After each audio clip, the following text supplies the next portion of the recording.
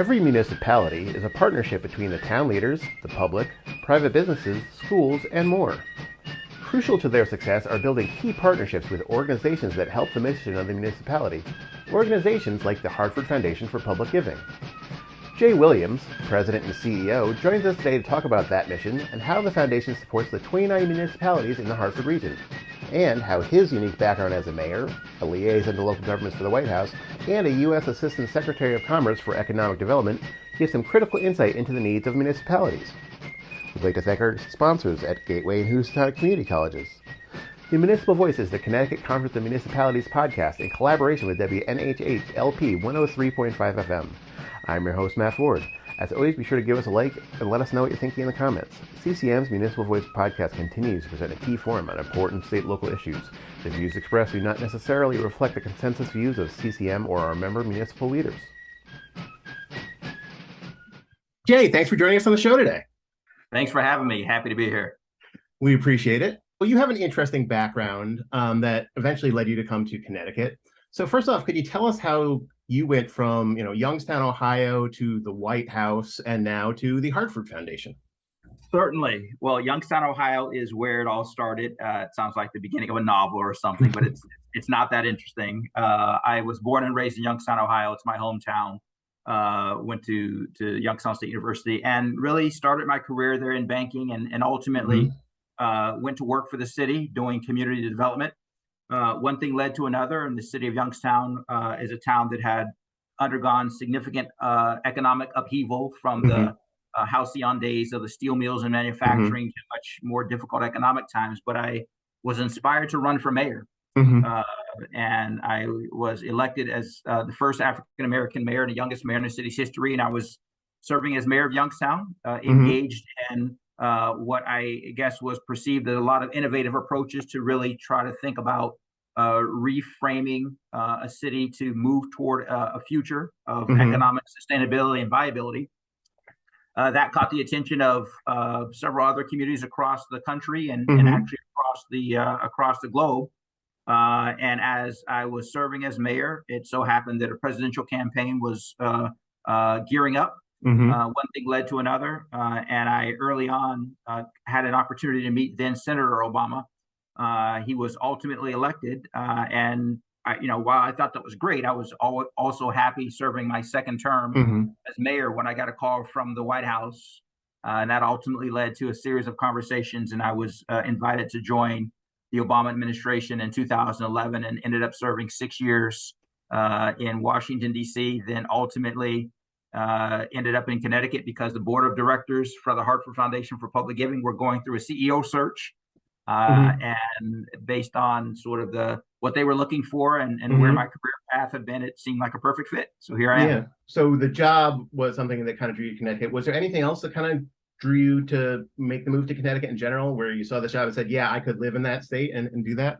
Absolutely. That's a great question. So ironically, I had come to Connecticut, the Hartford area, on a couple of occasions during my service in the administration to do some economic development, community development projects, and got a vibe that Hartford and the general Hartford area reminded both my wife and I a lot of home. We're from the Midwest.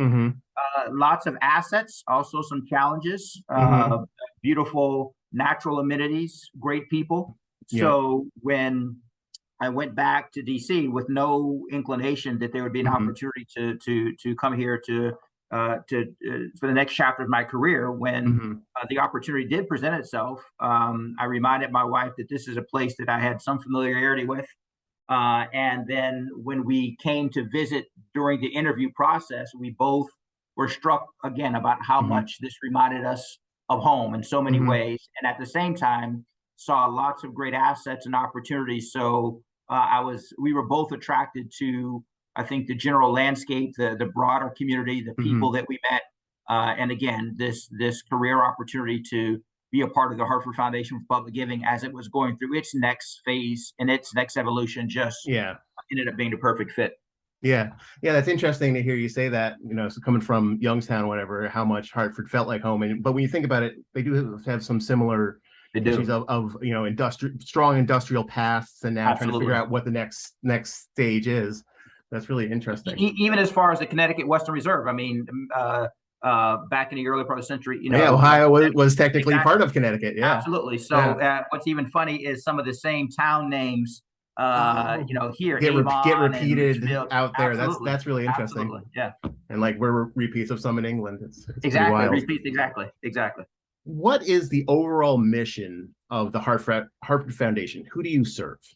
We serve 29 towns in the Okay. greater Hartford region, about 750 to 850,000 residents in that region. We are approaching our 100th anniversary. And broadly, our mission is about putting philanthropy into action to create lasting solutions that result in vibrant communities Okay. Across the greater Hartford region. And that's a mouthful, and it's a broad, encompassing mission that we welcome. But beyond that, we have a strategic commitment that we've been engaged in. And in that strategic commitment, which is in service to our mission, we are engaged in activities that will help to dismantle structural racism and increase equitable social and economic mobility. So, we serve 29 towns, as varied from Hartford and East Hartford out to Marlborough and Hebron and Andover, and a whole host of communities.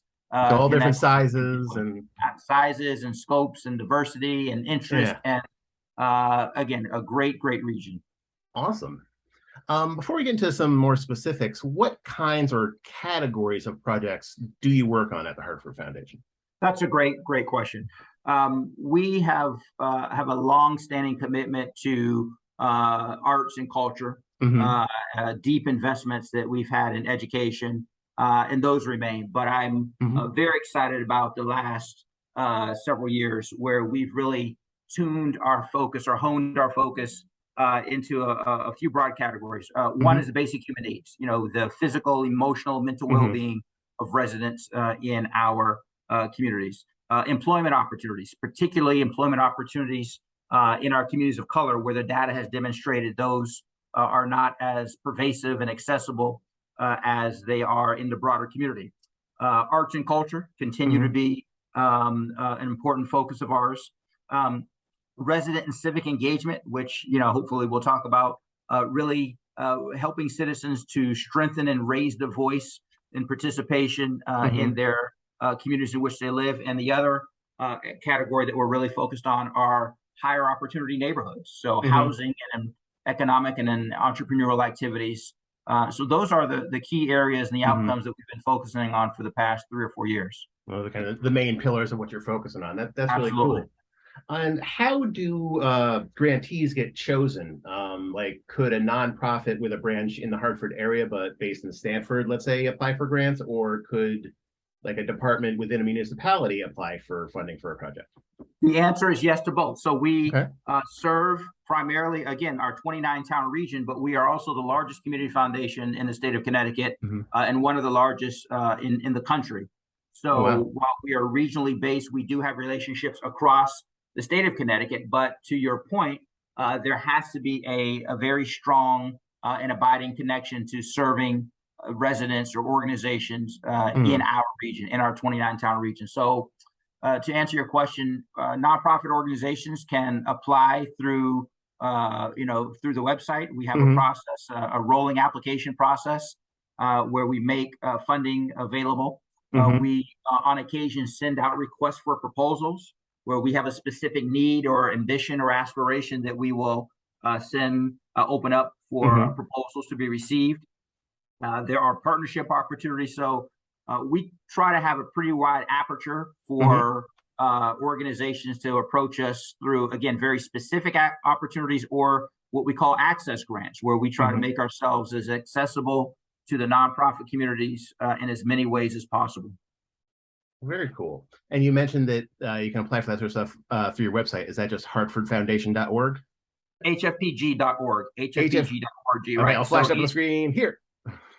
Thank you. It explained the process. So I'm oversimplifying it, but we try to make it a streamlined process where there's a conversation that is held with the staff, and then out of that conversation, we gather some information and have an exploratory opportunity to ultimately that may lead to an invitation to apply. And again, there are others that are sort of just ongoing rolling applications And in they can find addition all to that this, info on the website. all And that information that's on the website. very cool. We want to talk about a few examples of the Hartford Foundation in the news. And there's no shortage of examples, certainly, to pick from. But the first one is obvious for us. You gave 6 groups just over $100,000 to support civic engagement. At CCM, we believe in the impact of not only public service, but community civic engagement. Could you tell us a bit about this grant, the grant funds, and how it's being put to use? Absolutely. And I can also relate to that as a former mayor, the importance of civic engagement, of citizens being actively involved in their community, raising their voice. And the grant funds that we provided do just that. They help citizens come together, working to build the capacity to address issues. Again, let me be very clear, we are an apolitical, nonpartisan, 501c3, so we don't get involved in partisan politics. That being said, civic engagement is not partisan politics, and people who are desirous of raising their voice and who are desirous of having an active hand in the quality of life in their communities, we think is essential for the functioning, the well-being, and the functioning of a society. So that's what those grant funds are doing, and we're excited about it. It is something that we've expanded because we just think that it is essential for all of our well-beings, that people have the ability and the knowledge and the awareness involving and engaging themselves in civic life and in society. So one project in East Windsor, the Hartford Foundation helped establish the Greater Together Community Fund. How does that partnership work? Do you kind of guide the process, need to help them out, or do you just kind of manage the back end and the funding? That's a great question also. So not only do we have one in East Windsor, let me be clear, we have a community fund, a Greater Together Community Fund in every one of the 29 towns that we serve, East Windsor being one of them. And that is what or what is called participatory grant making, which is different than when you think about traditional philanthropy, where a foundation has resources and sort of sets conditions around those resources. With participatory grant and makes the decisions. With participatory grant making, we have broad parameters that guide all the 29 towns, but the idea is really for committees of volunteers within those towns to ultimately have the decision making or the recommendation power as to where they would like the grant funds to be applied in their community. So it really shifts the decision making. We to your point have to process it, and there's some technical things that we have to do from a functioning standpoint, but really the decision making, the thought leadership around what those towns think are in the best interest and the best use of those funds. They are charged with that. So that's an awesome responsibility. We help to equip them and educate them and make them aware of the process. But this isn't Jay Williams or our board of directors or our staff making the determinations. These are volunteers within each of those 29 towns who come together through a committee process, and it's worked very well. Some of the towns want to build walking trails. Some of the towns are interested in community centers where seniors and young people can come together. Others have used them for help to enhance ambulance services. So it's been a really gratifying experience to see all those towns have that ability, and those are resources we provide them on a regular basis. So you have the resources there for kind of broad categories of things and things that you think need help, but as how to actually implement them in the towns, you kind of rely on that town's local knowledge of what they need in their community to actually determine the specifics of how they should go about that. Absolutely. We have, again, very broad parameters. And when I say very broad, it has to be nonprofit. It has to be, it can't be political, but the towns can get to a level of granularity and specificity to suit their interests. And I think that's the beauty of it. It really shifts the decision making and the power to the towns. We encourage the towns to have a collaborative, diverse reflection of that town's makeup. We provide guidance and counsel to them, but this is not the heavy hand of the Hartford Foundation saying, well, we think this is what's best. If you're in Avon and you're on the committee, or you work with the committee and Avon wants to do X project, that's great. and Bloomfield wants to do Y project. That's great also. Our role is to really help encourage the participatory part of that, and to also we replenish those funds. So we've provided them an initial rollout. It was $100,000 for each town. We've just replenished those funds with an additional $50,000 for each of those towns, and we anticipate, with the board support, to continue doing that for a number of years. So we've got a lot of positive feedback, and it really takes grant making and puts it at the grassroots level. You are listening to the Municipal Voice on WNHH 103.5 FM.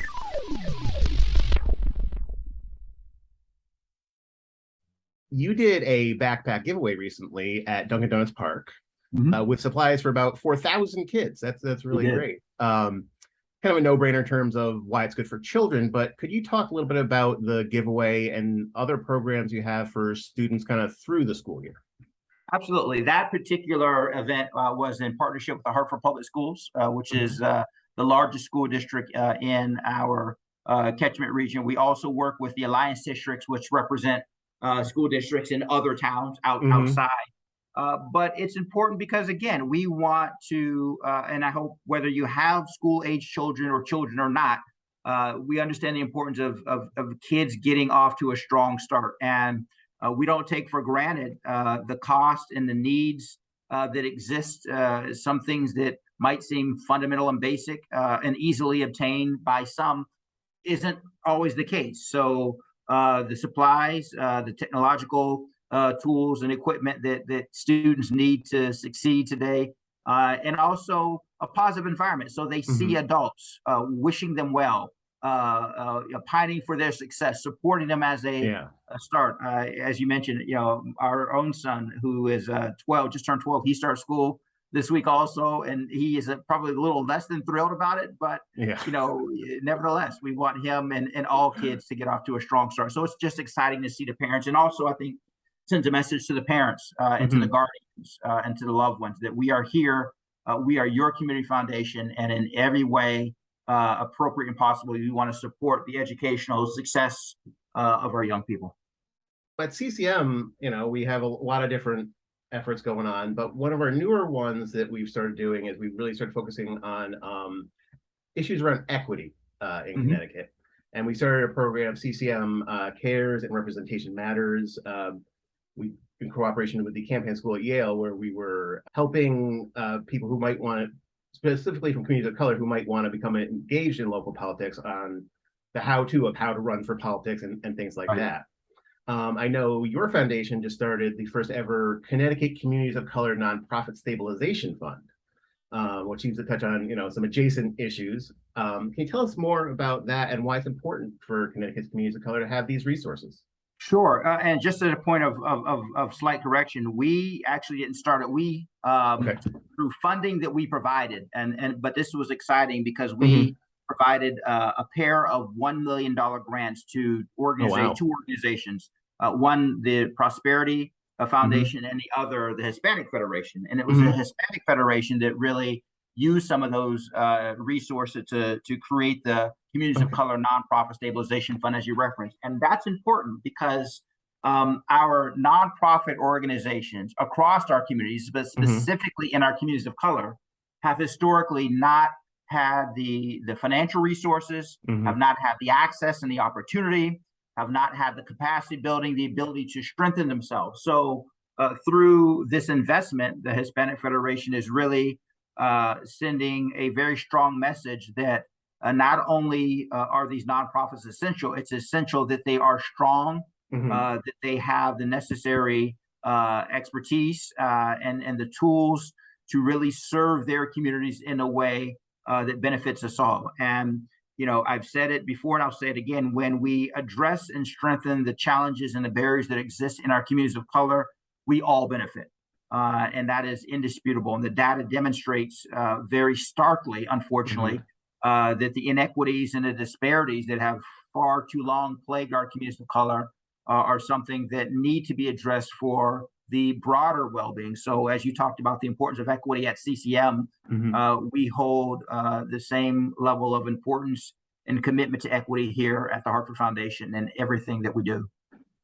In addition to the Hartford Foundation, you were on the boards and serve as a member of several other organizations in the area that make a significant impact on our state. Metro Hartford Alliance, Advanced AT, CHEFA. What would you say, from your broad knowledge, is the most important area of concentration for Connecticut as a whole? Is it infrastructure, economic development, housing? What should we be focusing on as a state? That's a great question. Again, I don't know that we have the luxury of focusing on one, thing, one single top priority.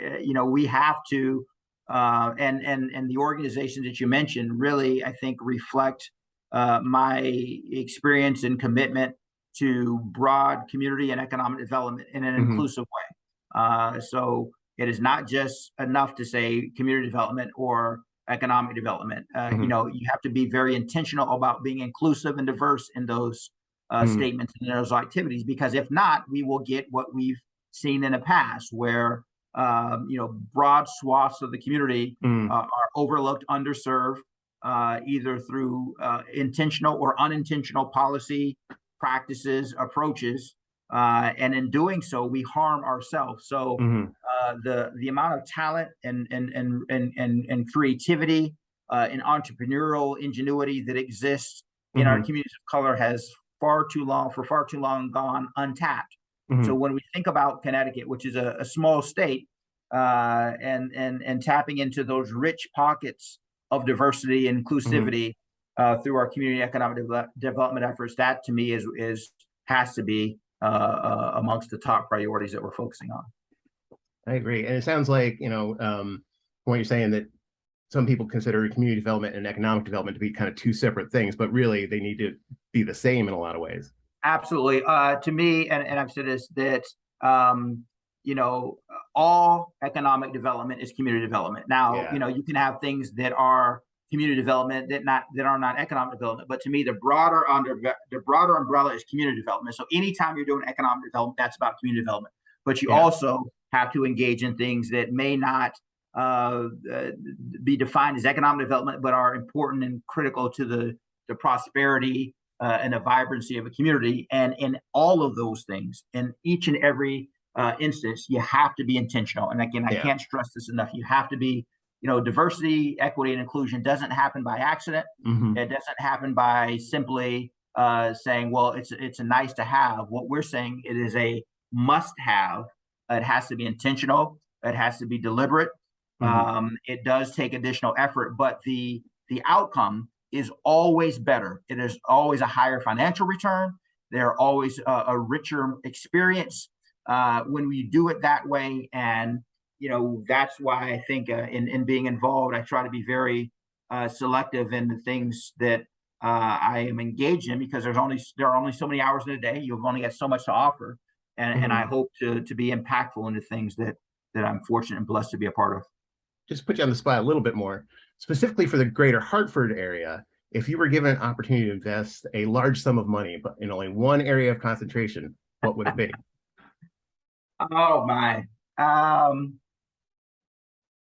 This might sound a bit vague, but one of the challenges that exist here is there are so many communities that are defining themselves by their geographic borders. I mean, they are great places. They offer wonderful quality of life and amenities and unique characteristics, but that's also a challenge. I mean, this is a still relatively small area. So, if I could, I don't know if it's money or a magic wand I need, but to get the communities to really not divorce themselves of the things that make them unique, but also raise the prospect of how powerful it is to be able to be identified as a region, to have the sum of the parts, to be greater than the individual components. And because I think that there are other parts of the country. I've had the privilege to travel across the country during my time in Washington, D.C. And those regions that can embrace their individuality, but also understand the importance of an economic and a region of arts and culture and amenities, and position themselves that way, and think about how to collaborate across geographic borders. Those are the areas that tend to do better than the areas that are so bifurcated and are so balkanized. So I think that's what I would aspire to, and that's part of really what we see as an opportunity as the Hartford Foundation, because while we serve every one of the 29 towns and we want them to feel that we are their individual town community foundation, we also want to remind them that they're a part of the community, and that's where we even use the tagline "Greater Together," because we do think that if we think about ourselves in that context, there are greater things that we can accomplish than we would be able to accomplish on our own. Yeah, I mean, with our 169 towns, they all have their individual histories that are great, and we love them all. But at the same time, we also know that as a small state, there's, I think in Texas and stuff, there's counties that are bigger than the entire state of Connecticut. You got it. And so there's the opportunity for some regionalism there to share some kind of services and save some money or something. Yeah, services, opportunities. One of the first things that someone said to me 5+ years ago when I came was, "Jay, remember the number 169."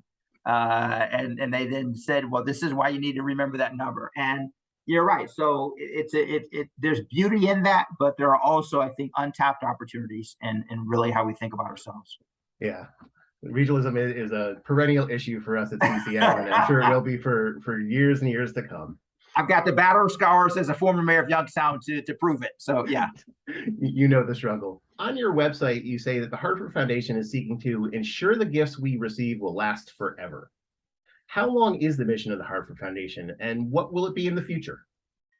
The existence of the Hartford Foundation is intended to be in perpetuity, such that, as I mentioned earlier, we are approaching our 100th anniversary in the year 2025.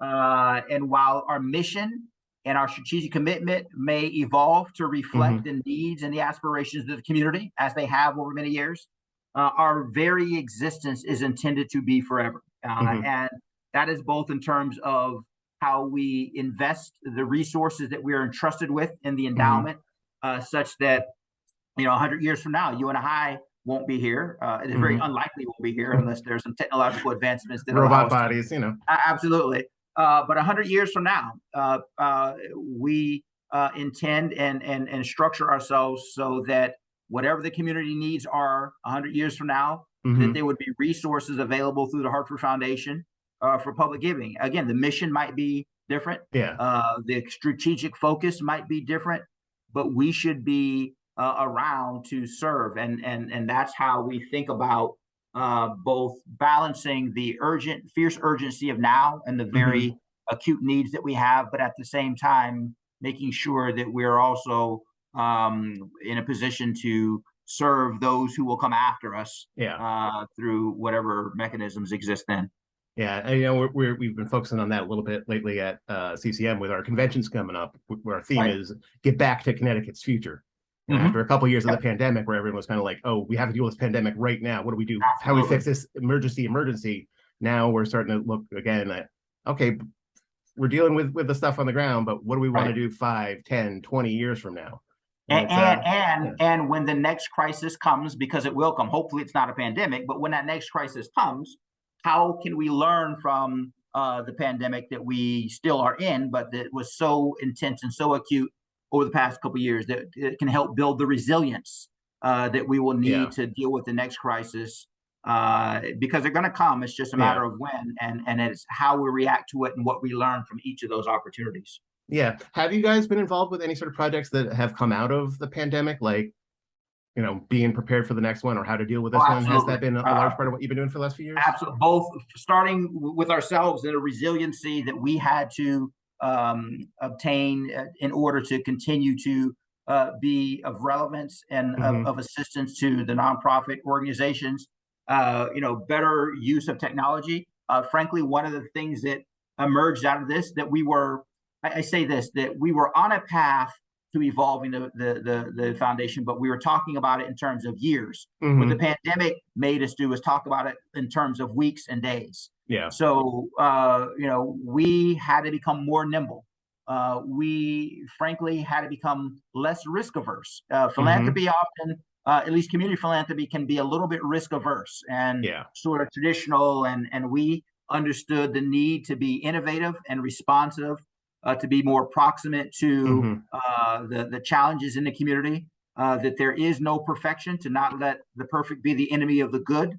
Yep. To make sure that we had processes that obviously kept fidelity to our obligation to be a good steward of the resources, but not so much that it was an impediment to us trying new things. So all of that really emerged out of the pandemic and allowed us to emerge as a better, stronger, more relevant and impactful organization. So that was a silver lining in a very difficult situation. Well, you got to find them, the silver linings, wherever you can. Is there any kind of charities or organizations elsewhere in Connecticut that you'd like to, that you've seen that you think would be fun to implement in Hartford? Is there stuff you see other nonprofits doing that you're impressed with, or Yeah, so I think we are fairly well represented here in our region. We do collaborate with our fellow community foundations across the state, very specifically in the New Haven area, the Greater New Haven Community Foundation, and in Fairfield County, in addition to New Britain and some of the others that are across the state. So I'm not sure that there's a specific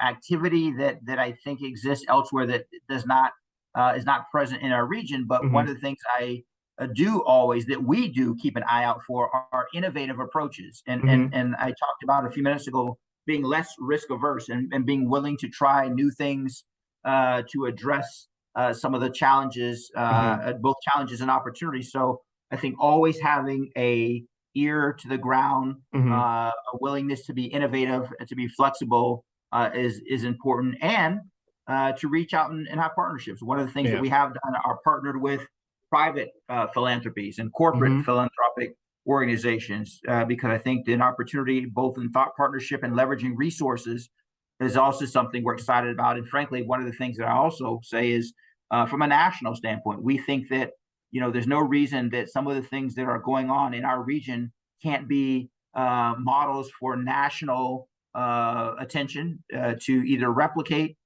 in other communities across the country, or us seeing something that's going on in another part of the country and trying to replicate it here if we think it would be of benefit to our communities that we serve. What do you think about the future of the foundation and Connecticut as a whole? Are you feeling optimistic about Connecticut? I'm generally an optimistic person. That's sort of my default posture. So I am optimistic. I mean, I'm very pragmatic about the challenges that exist in this country, and the challenge that exists in this state, and the challenges that exist in our region. But that being said, I think the optimism gets me up and it helps drive me and others to think of different approaches and different innovative solutions, and tapping into untapped resource or underserved areas that might be a well of inspiration. So yeah, I am generally optimistic. There are days though. I mean, there are days I'm sure that we all have them, that you sort of wonder. But and I think the other thing too is knowing that my wife and I have a 12-year-old son, and what are the things that we can do so that all 12-year-olds and people of younger people can have a fighting chance and say, okay, well, Dad, what did you do when you were in a position to try to help move the ball a little forward or make the place a little better? And so when my time is to step aside, I can say, well, this is what we've tried to do, and you guys take it from here. Yeah, you don't want to be like, we didn't really do anything. Right, sorry. I don't know. It was tough. Yeah, exactly. Yeah, I want to be able to say something that. So you're optimistic, but you know that to get to that place, it's going to take a lot of hard work by all of us. It is, and that's the key. I mean, there are so many areas that we are unfortunately being divided by politically, culturally, and others. And while that's not new, I am concerned that it's become so much more intense and detrimental. And to your point, however we're going to emerge, we're going to have to emerge together. It doesn't mean that there won't be differences of opinion and different ideology. That's been the case since the beginning of the dawn of time. But we've got to be able to set aside enough of those differences to find that common ground for the well-being of our society. It's just so in that regard, I think that's occupied a lot of my thought in the past several years. Understandably. Well, Jay Williams, thank you so much for coming on the show and speaking with us about everything the Hartford Foundation does. Matt, thank you for having me. Thank you for all that you all do at CCM. It is so critical to our municipalities, our towns, our region, and look forward to continuing to partner with you all. We'd like to thank our guest, Jay Williams. I'd like to thank our sponsors, Gateway Community College and Housatonic Community College. Learn more at gatewayct.edu and housatonic.edu. The Municipal Voice is a co-production by CCM and WNHH 103.5 FM. Kevin Maloney is our executive producer, Christopher Gilson is our producer, Harry Drosden on the boards, and I'm Matt Ford, your host. Be sure to check out our Facebook page and give us a like, and watch out for a CCM chat series on our YouTube page.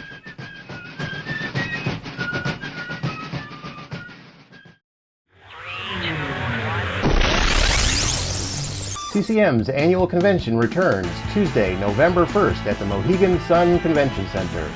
This year's convention will be capped off by Connecticut's final 2022 gubernatorial debate. Learn more at ccm-ct.org.